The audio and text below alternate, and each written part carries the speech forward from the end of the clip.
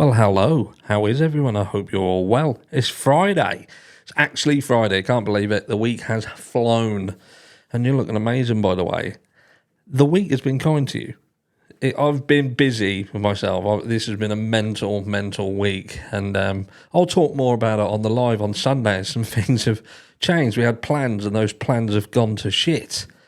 But like I say, you're looking amazing. I want to thank you all for being here with me today and all of the videos that you've put up with me with.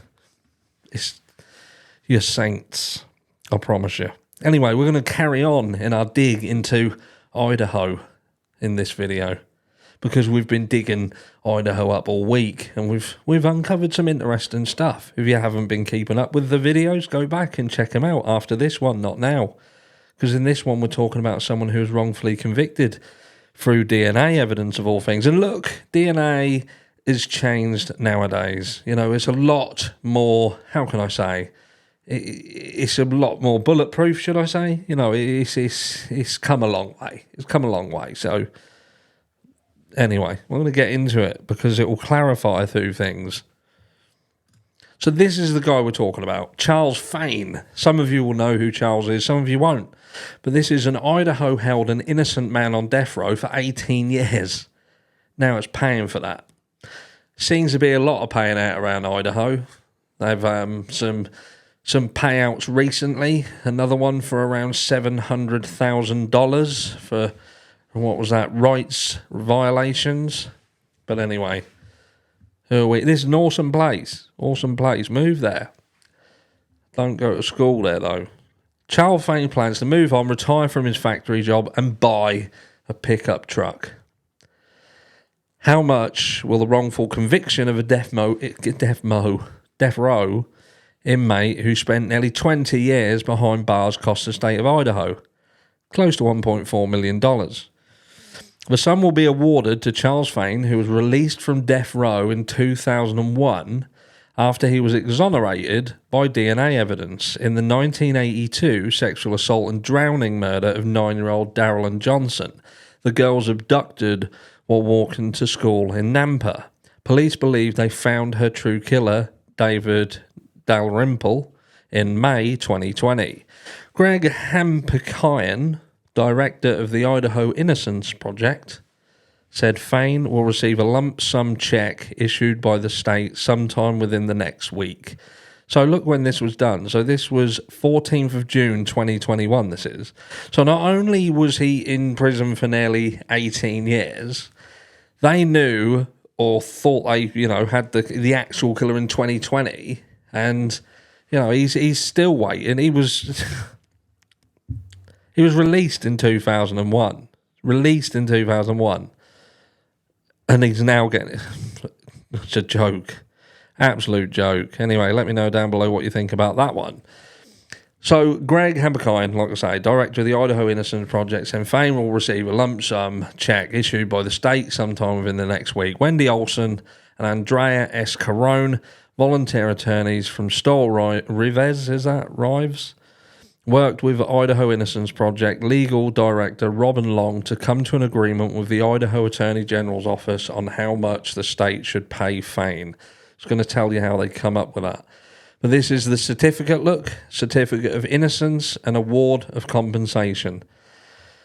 Bit of a kick in the arse, innit, when you've spent 18 years behind bars for a crime you didn't commit. But how did he get there? We're going to get into that in a second.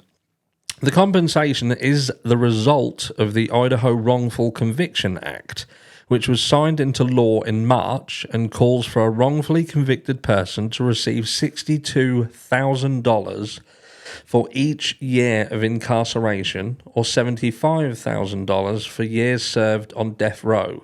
The bill passed both chambers of the Idaho legislature unanimously.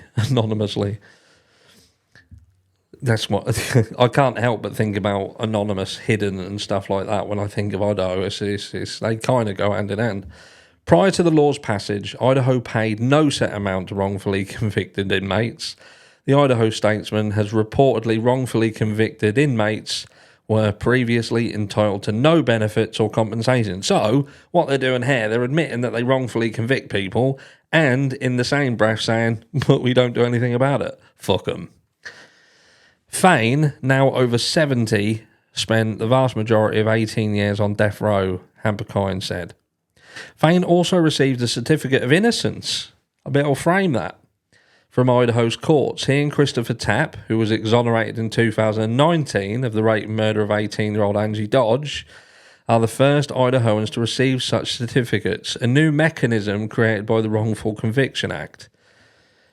Seems to be a little bit... And look, I'm not saying this is the only place that this happened, before you get the old troll saying, this happens everywhere, what are you talking about? I'm talking about Idaho because we're in a situation where we've got a guy who many people think may not be the right guy, that there may be more to this story than meets the eye. So we're looking to see how this can come about. Wrongful convictions, do they happen? How do they happen? And we're going to find that out.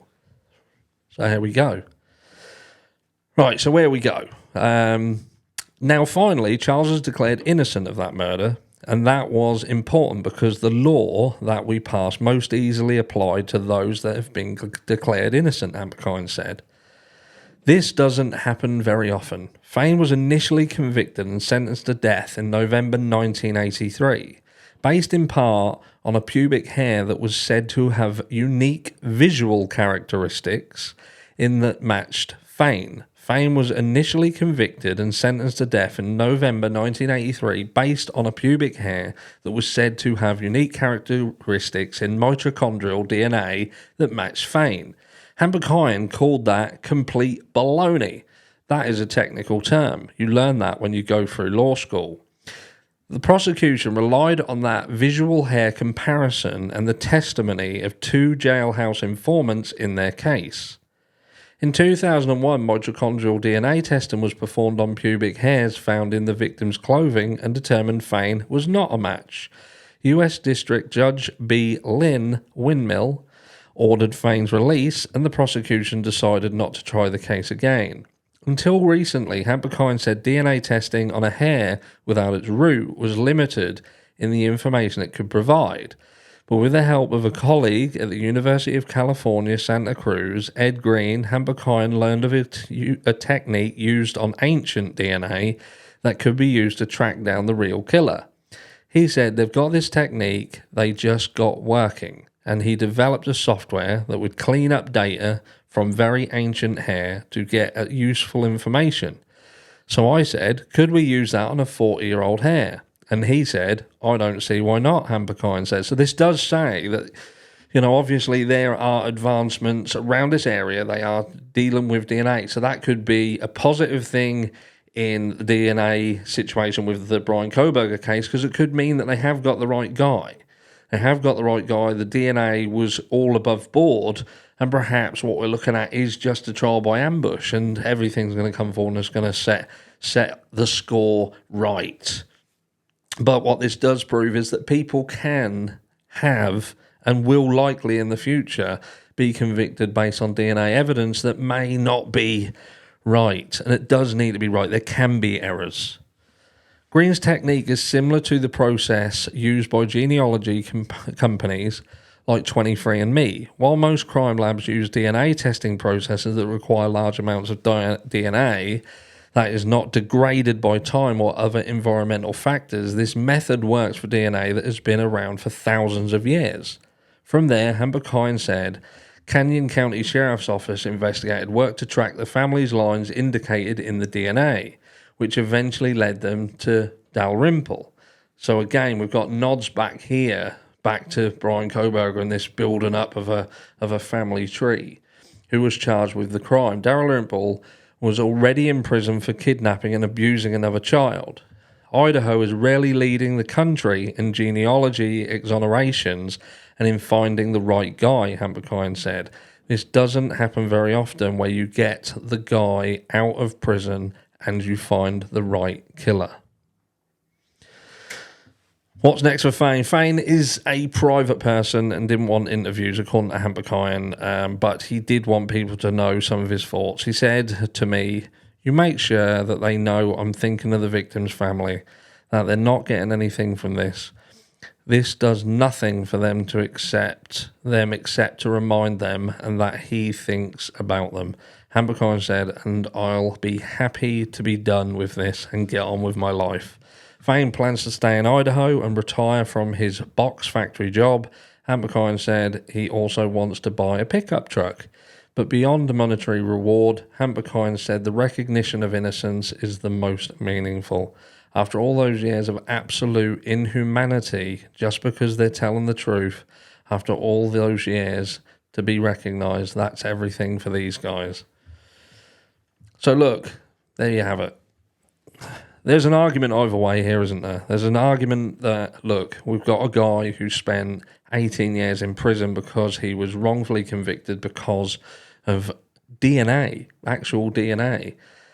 Or it could be argued the other way and say, look, at the end of the day, this was an outdated methodology used in this case, and subsequently we now have the advancements needed to put these mistakes right. How does that factor into the Brian Kohberger situation? I think that this is one of the things that we are yet to find. Did the people involved in obtaining the DNA in the Brian Kohberger situation, did they do it correctly? Did they do it effectively? Did they do it in a manner that means that any of the issues that can arise were extracted from the equation? Or is there still a possibility that perhaps the results that they garnered were only garnered because they wanted them to be garnered and they manipulated the system in order to make it fit the narrative they were pushing? Let me know down below. What do you think to Mr. Fain here? And look, I think we've seen this is another person who was wrongfully convicted, and it took the Innocence Project to get him out. It happens, it's sad, and at least Idaho are doing something about it now in terms of compensation. Not that you can really compensate for 18 years of someone's life gone down to 20. I'll catch you all in video 2 later today.